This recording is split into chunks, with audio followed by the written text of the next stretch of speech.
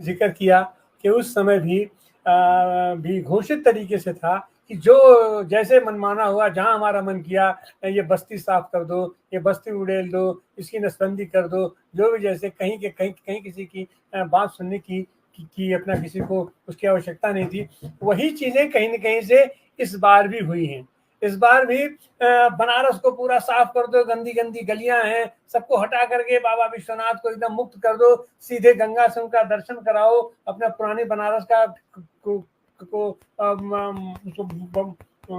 खत्म करके अपना कॉरिडोर बना दो और बिल्कुल ये कारपोरेट के लिए रास्ते खोल दो, और अयोध्या में भी भव्य मंदिर बना दो और पूरा सब सारी बस्ती उजाड़ दो, तोड़ दो। और स्थिति ये है वहां की कि आज की तारीख में जिसके बल पर वहां लड़ना चाह रहे थे, वहां पर वो सारी सड़कें आज धंस गई हैं और सारे धर्माचार्य लोग उस समय भी विरोध किए और लोग बार बार कह रहे थे कि ये सब अपशगुन हो रहा है और इस अपशगुन का दुष्परिणाम पूरे देश को झेलना पड़ेगा। और वो चीजें आज भी हमको दिखाई पड़ रही हैं। वो मंदिर हर हर हर हर चू रहा है, पहले ही बरसात में सारी सड़कें वहां धंस गई हैं। और उतना ही नहीं, हमारा तानाशाह तो सबसे पहले वैचारिकी पर हमला करता है और उस वैचारिक संस्थान को तोड़ने का, ढहाने का काम उस समय भी देखा और उससे ज्यादा इस समय इनके शासन काल में देखा। अपना गांधी की जितनी संस्थाएं थी उस पर जिस तरीके से कुठाराघात हुआ,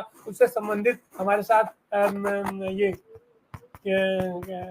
गांधी स्मारक निधि के उपाध्यक्ष कुमार सुमूर्ति जी भी हमारे साथ हैं। हम आपका स्वागत करते हैं। लेकिन अभी हम फिलहाल चलते हैं अयोध्या, जो कि पूरे देश में चर्चा का बिंदु बना हुआ है। अयोध्या और काशी दोनों, काशी के लिए बार बार कहा जाता था कि अगर प्रियंका यहाँ लड़ जाती, अगर मगर से जनतंत्र नहीं चलता है, इसका मतलब है कि आप जनता की धड़कन को, जनता के नब्ज को आप पकड़ नहीं पा रहे हैं। आप उसको पकड़ने, पहचानने की कोशिश कीजिए। और अगर आज भी आप नहीं पहचानेंगे तो केवल यह कह देने से कि वो जनता ने अपना सबक सिखा दिया और तानाशाह को, ऐसा नहीं है। तानाशाह खत्म नहीं हुआ है, वो कमजोर थोड़ा हुआ है, लेकिन कमजोर के बाद फिर क्या स्थिति परिस्थिति बनती है, इससे भी मैं तो हम चलेंगे अयोध्या। इस समय अयोध्या से हमारे साथ जुड़े हैं जयशंकर पांडे जी, जो कि उस आंदोलन में भी और इस आंदोलन में भी बराबर के अपना सहभागी रहे हैं।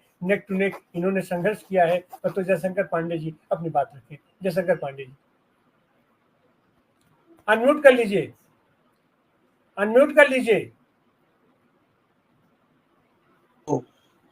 बहुत बहुत बधाई।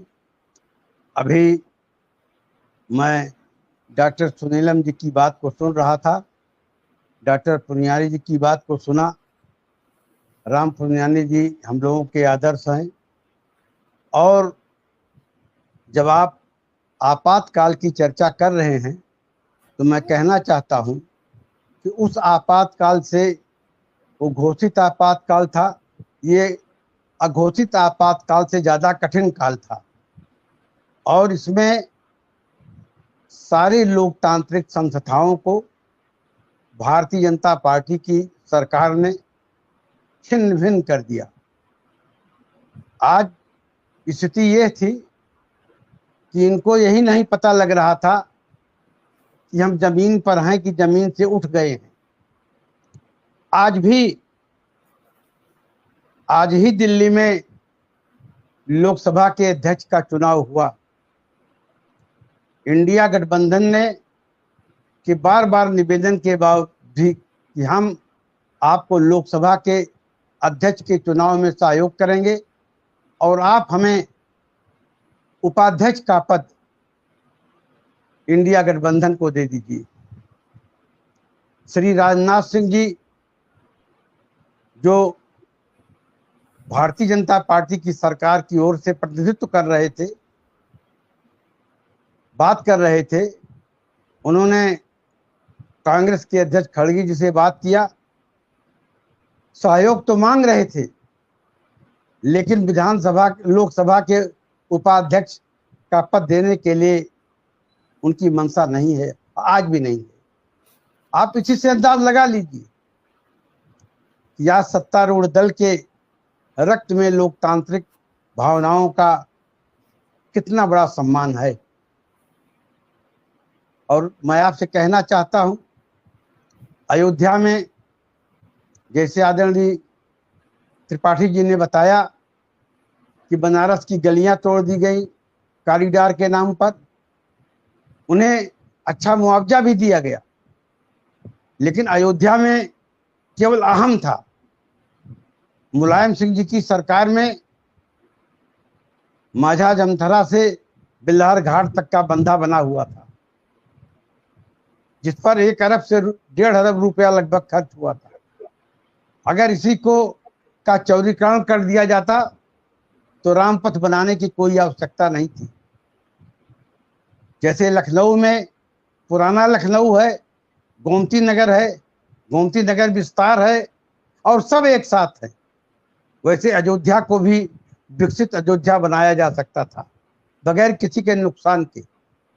लेकिन शायद हिंदुस्तान में अयोध्या दूसरा शहर है जहां शहर के भीतर विश्वविद्यालय को तोड़ करके डॉक्टर राम मनोहर लोहिया विश्वविद्यालय के छात्रावास को, वाइस चांसलर निवास को, प्राध्यापकों के निवास को तोड़ करके अंतर्राष्ट्रीय हवाई अड्डा बनाया गया।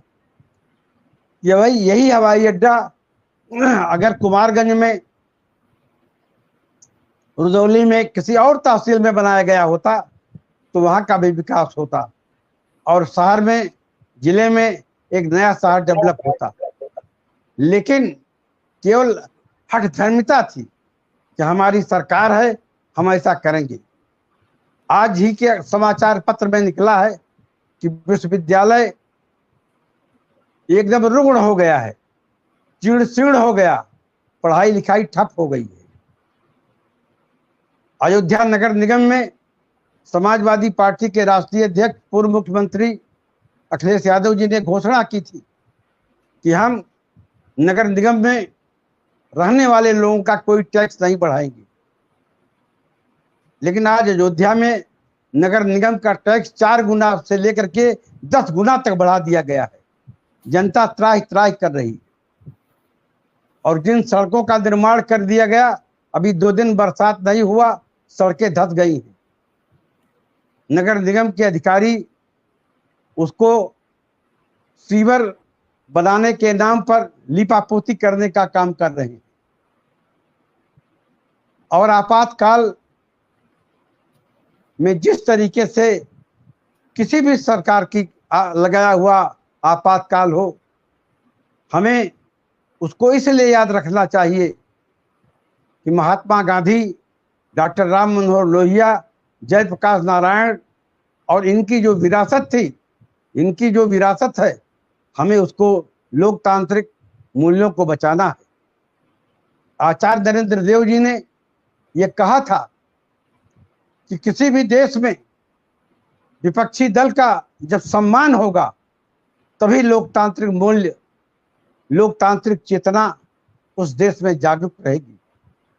लेकिन पिछले लोकसभा 2024 के लोकसभा चुनाव में प्रधानमंत्री मोदी जी, गृह मंत्री शाह जी जिस तरीके के भाषण दिए हैं और जिस तरीके से उनकी शब्दावली रही है, और दुर्भाग्यपूर्ण से मीडिया जो था जिस तरीके से उनका साथ दे रहा था, उससे यह आभास हो रहा था कि देश की लोकतांत्रिक चेतना खत्म हो गई है।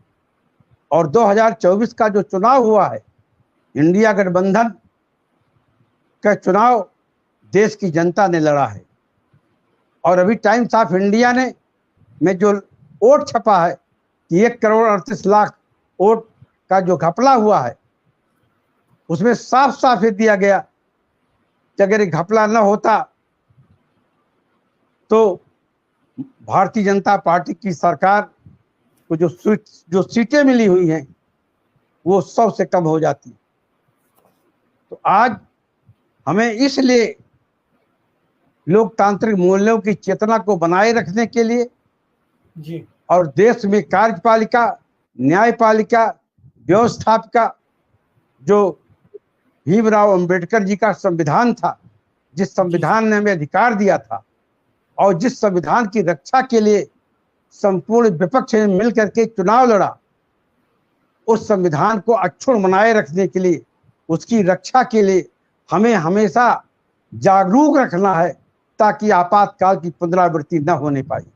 अभी जी जो तानाशाही प्रवृत्ति है ये मरी नहीं है, अभी बची हुई है। इसको हमें समाप्त करने के लिए निरंतर जागरूक रहना है।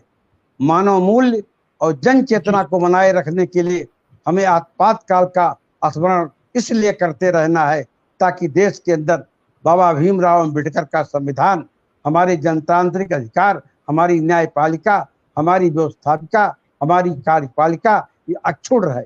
हमारे नौजवानों को रोजगार मिल सके, शिक्षित बन सके। आज पूरे की पूरी शिक्षा को चौपट कर दिया गया है और शिक्षा को स्तर को इतना गिरा दिया गया है कि अब पूंजीपतियों के हाथ में शिक्षा को गिरवी रख दिया गया है। पिछले 10 सालों के अंदर भारतीय जनता पार्टी के इस राज्य में कोई भी शिक्षा, कोई भी नौजवान को रोजगार नहीं मिल पाया है। सारी परीक्षाएं या तो लीक हो गई या तो उनको शिक्षा से विरत कर दिया गया।